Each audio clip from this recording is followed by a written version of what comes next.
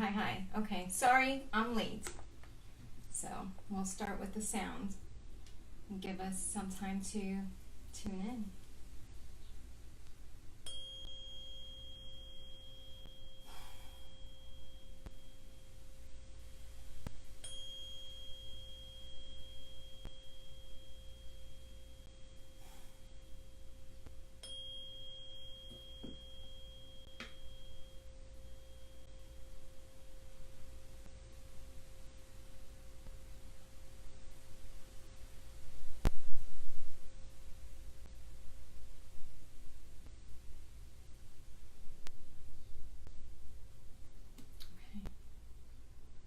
Okay, so welcome. My name is Suzan Smadi.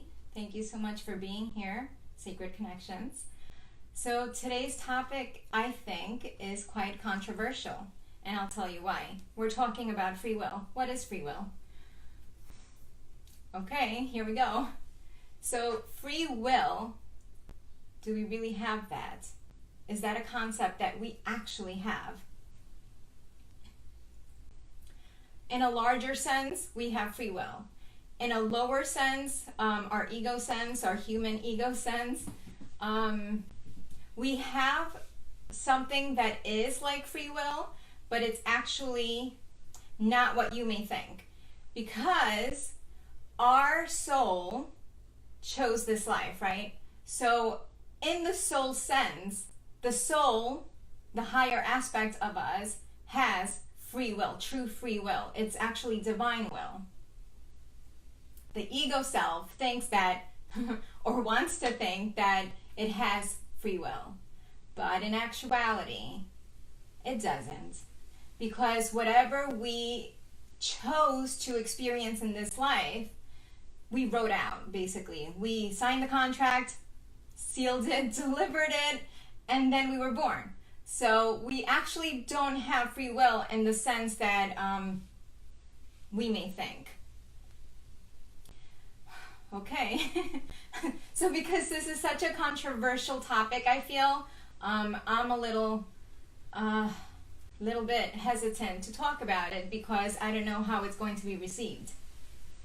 Okay, so free will is a concept that the ego self wants to try to control, okay? So because it thinks that it has free will, because the ego thinks that it actually has will and that it has the power to control its trajectory into this lifetime, it creates a lot of stories.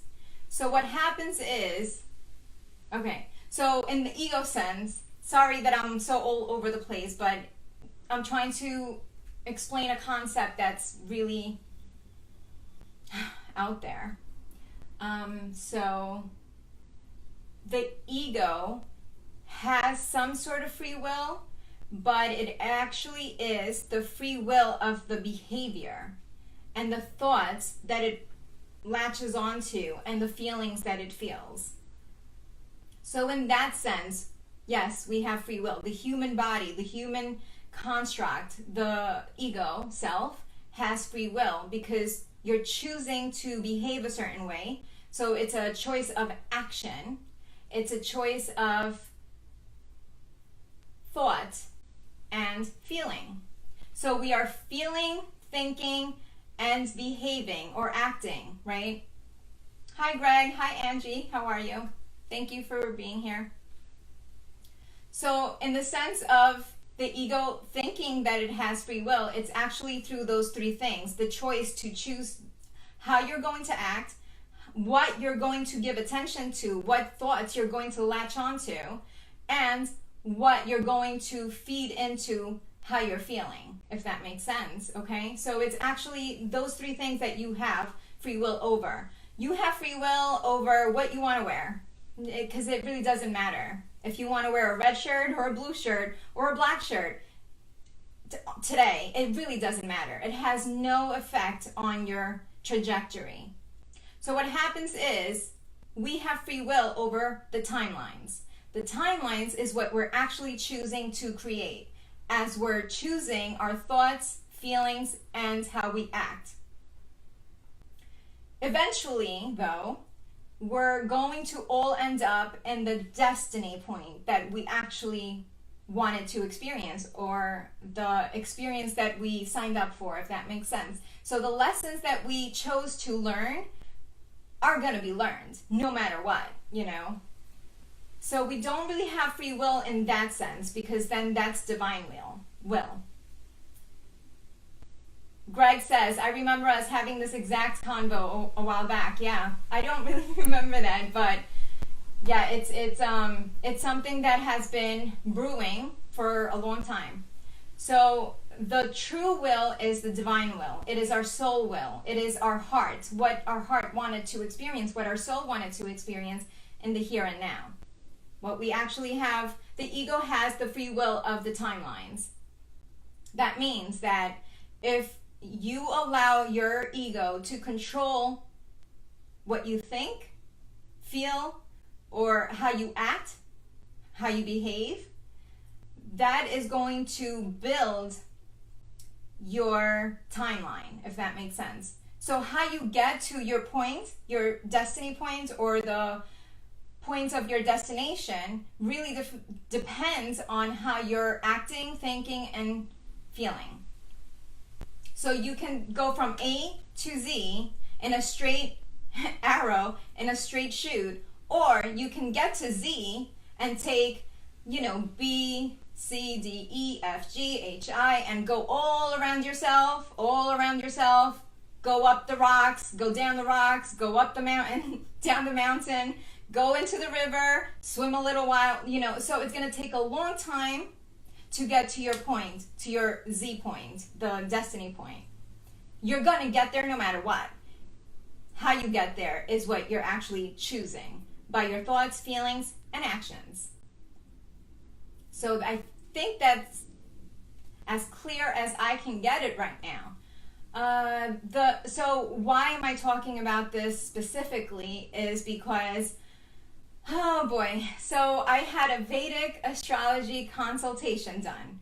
And I have been wanting to study Vedic astrology for quite a long time. Vedic astrology is very close and dear to my heart. And if you veer into Vedic astrology, it's ancient knowledge, right? So you're actually seeing the stars in such a way that it allows you to understand destiny in a different way. And the reason I'm saying this is because I will only give my own experience, okay? And because that's what I can share with you. And that's what I know. So, a long time ago, I was going to school for school counseling. And I remember it was my first year, my first semester, going into this 2-year program for my master's. And I remember being in my friend's house, Oriana. Oriana, if you're watching this, hello. And you know that this is true. So I remember being in her house and talking to her. I actually spoke to her about it this morning. So we were talking about how one night I was in her house and I said to her, Oriana, I feel like I'm going to go do this 2-year program and I'm not even going to use it. I'm not even going to be working as a school counselor.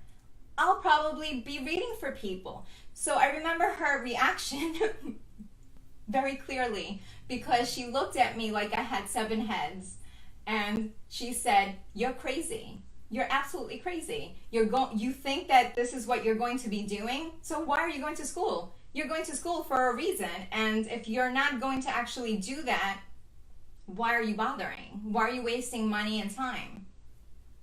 Well, there's a reason for everything, period, the end, okay? So I went to school, I did my thing, and I tried really hard to fit in that mold. I tried really hard to sort of force myself, my ego part, right? Wanted to force myself to fit into the box of the school counselor, the educator, and, my soul didn't want that. So all this time, even after I graduated, I'm hearing, this is not your path. It's part of your path, but it's not your path. It's an unfoldment process. So you're unfolding into who you really are, and you are becoming who you are meant to be. It took me a while to get there, though, because the ego self, the ego Suzan, is very stubborn. Very, very, very stubborn.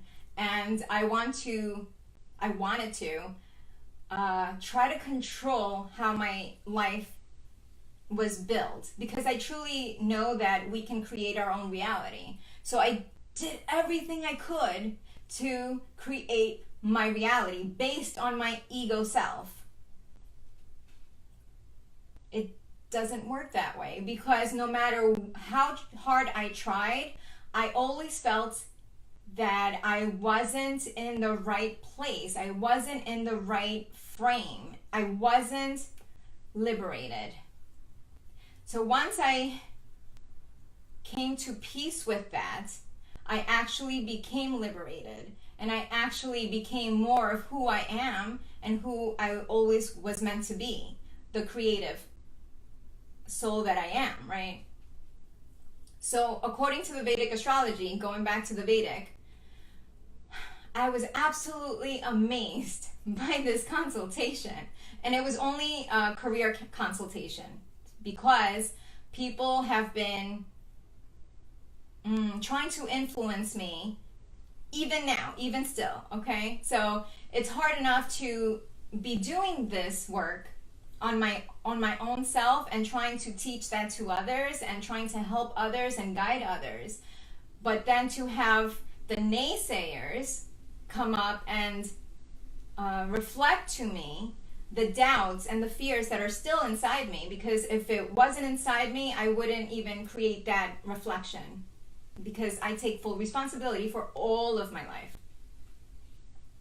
So it was because of these reflectors that I was able to say, okay, I'm going to do this other thing, because it's always been in the back of my mind. It's always been part of my path to veer into Vedic astrology, even though my ego was like, no, you're not going there.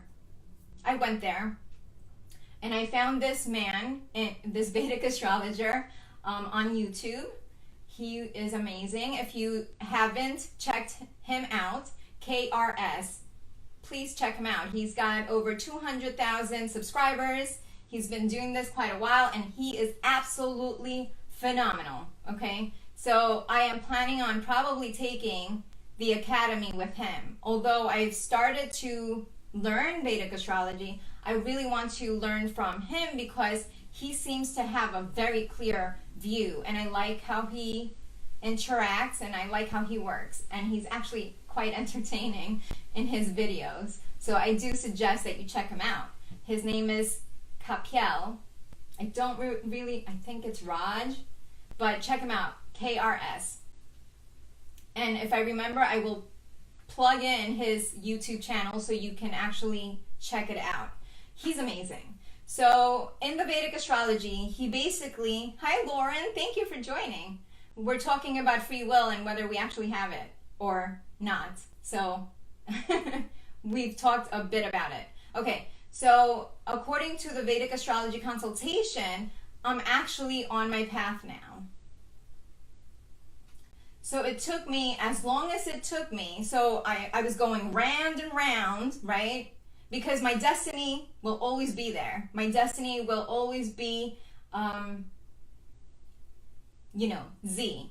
I was at A, and my destiny is at Z, right? So I'm still at A, going round and round, thinking that the ego has any control, right? The ego was trying to make me feel like it has control over my life. So I'm going round and round and saying, well, I'm not going to do this, I'm not going to do this, I'm not going to do this, I'm not going to do this. This is what I want to do. This is what I want to do. This is what I want to do. Meanwhile, I need to go this way. Do you see what I'm saying? So the soul really knows where it wants to go. The soul wants to go to the destination. The ego doesn't want to get you there, okay? So again, the ego has control over your feelings, thoughts, and actions. Here's the thing about feelings and thoughts. You are not your thoughts. and you are not your feelings. Don't identify with either of that. Even your actions, you're not that. You're choosing your thoughts, you're choosing your feelings, and you're choosing your actions based on all of that. Okay, so it's that beautiful triangle. If you can see what I'm wearing a triangle shirt because geometry is everything. Okay, so it is the beautiful triad that really shows us how the creativity is structured and created, if that makes sense. So the ego wants you to think that you have control over your life. And it wants you to do certain things by justifying everything that you think, feel, and do.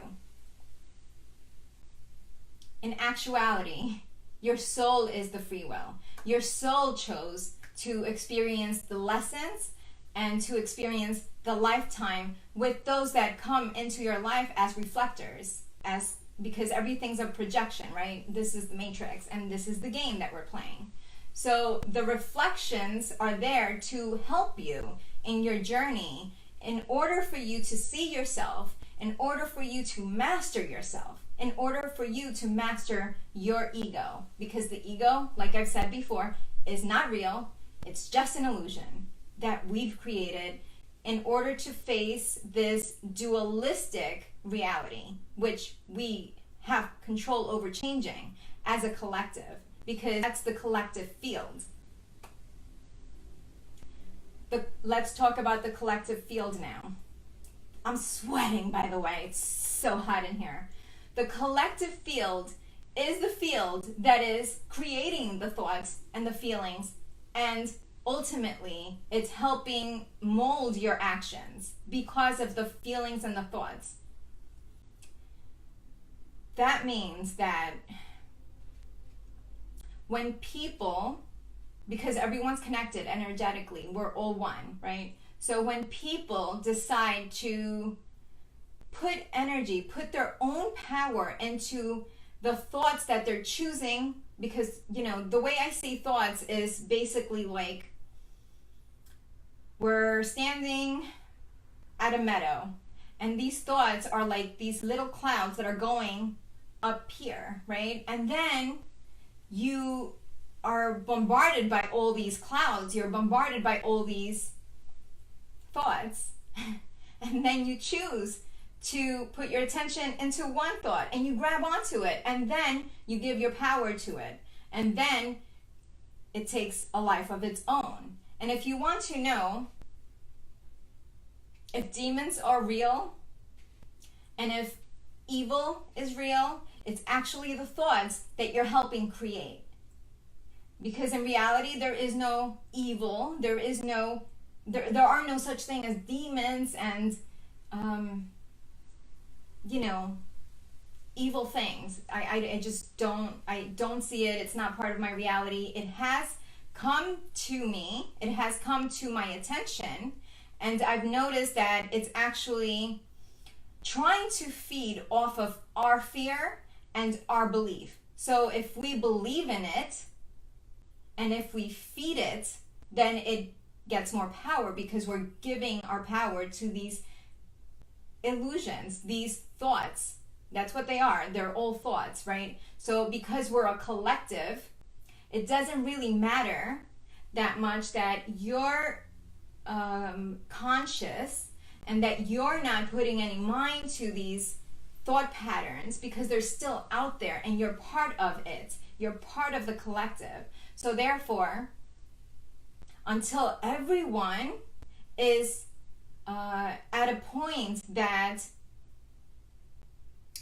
they're conscious and their awareness is heightened due to the ascension, right? Until we get to that point, we will still experience some sort of evil because it's still out there. You may not see it as much, which is great, because you're working on yourself and you're concentrating on yourself and you're concentrating on your own mastery.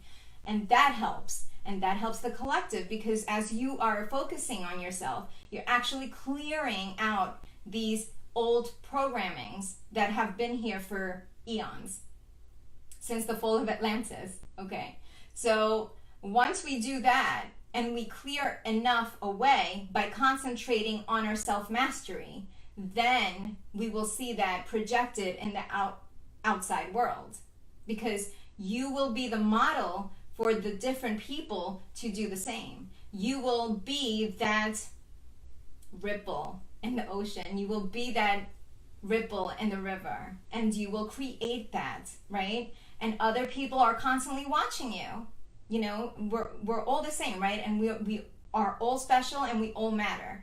So therefore, people will be looking at you and noticing your progress because you're concentrating on your self-mastery, and therefore they will do the same. They will start to emulate that. And that becomes another ripple, and that, you know, creates more. So as we all do that, as we all concentrate on our self-growth and self-mastery, we clear out the collective, the junk, the gunk that has been here for so long, that we're actually here to fix. There's no fixing, everything's perfect as is, but that's why we volunteered to come here now, in this here and now.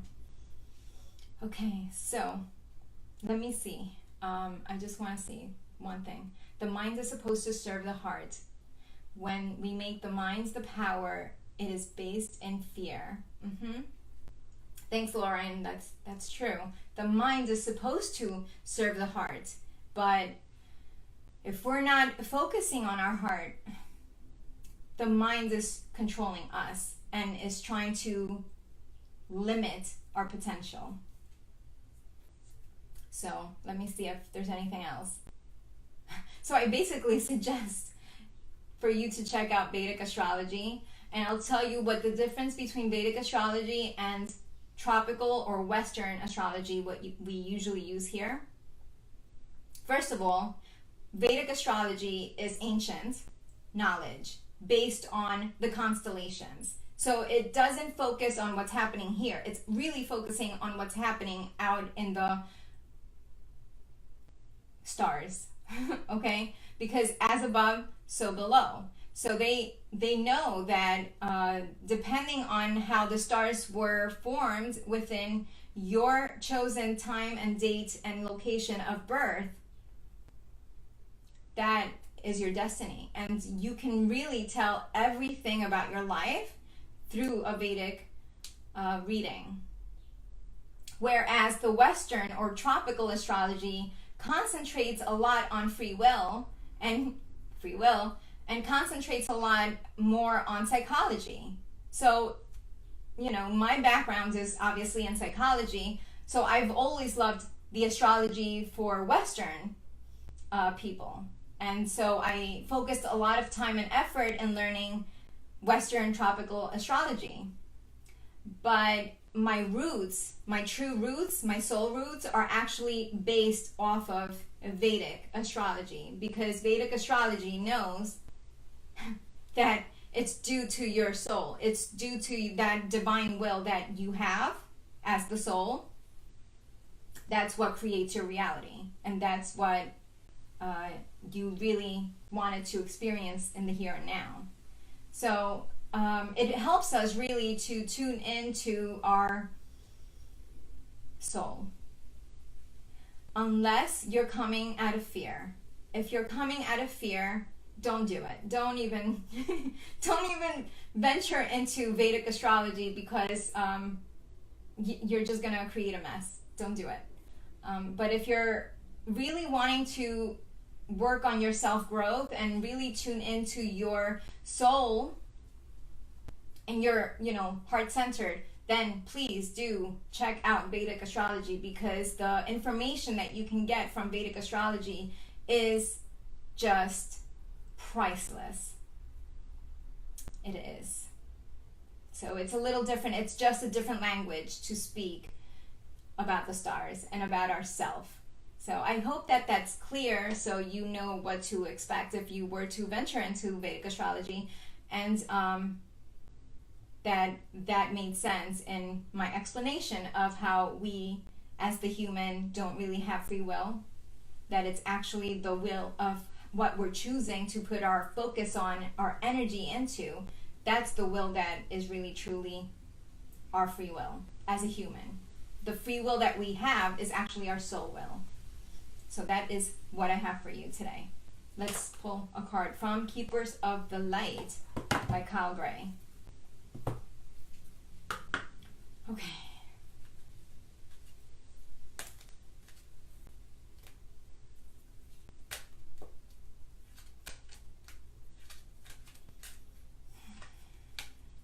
What do we have in store here for us this week?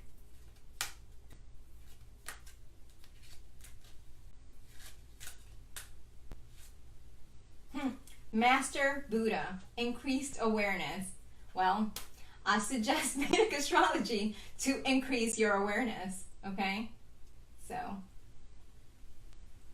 you know, the mudra that the Buddha is doing, if you can see it, it's actually a teaching mudra. So whenever you see this, this is the sign of teaching wisdom. This is the teacher's mudra. And the Buddha teaches us to really concentrate on our self-growth and our self-mastery. So it says, deep connection, trust your inner voice. And you can only trust your inner voice if you're tuned into your heart, if you're tuned into your soul, because that is what we're here to realize and recognize and reawaken to. Okay? Thank you so much. There's still going to be a lot of communication stuff coming up this week, or whenever you watch this, and because it's energy matching. And, you know, the color of yellow or golden is actually our solar plexus, which deals with our will. It deals with our free will. So it's about connecting the throat, the solar plexus, to the heart center, bringing that together. It's about bringing the past and the future together into the present. It is about combining these timelines. It is about convergence.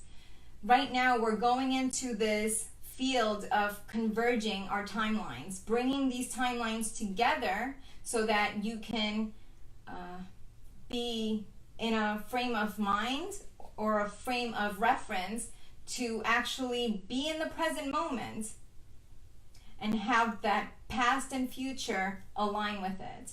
So it's, again, the triangle. Past, future, into the present. We've been doing a lot of clearing. We've been clearing away a lot of the shadow aspects, a lot of the past life karma that we like to create, and ancestry trauma that we've managed to clear out. It's still a process, and there's still like waves of this happening, right? But at this point, we're actually combining and converging the timelines into one, into the present moment. So it is beneficial to not focus so much on the past and not focus so much on the future, because the only moment that we have is the here and now.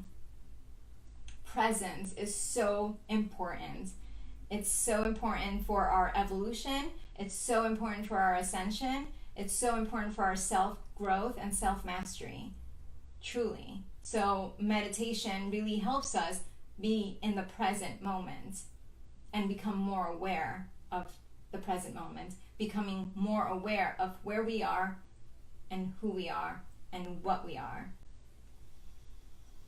Okay, that's a lot and a mouthful. I think I feel complete. Let's close. And if you've joined me all throughout, God bless you. I love you.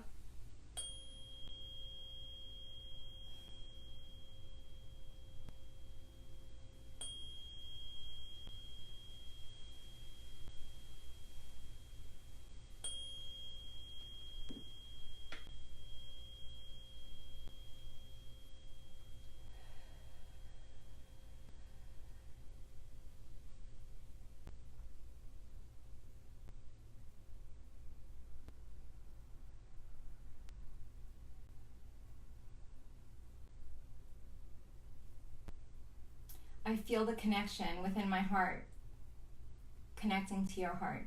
Thank you so much for being here. All my love to you. Bye.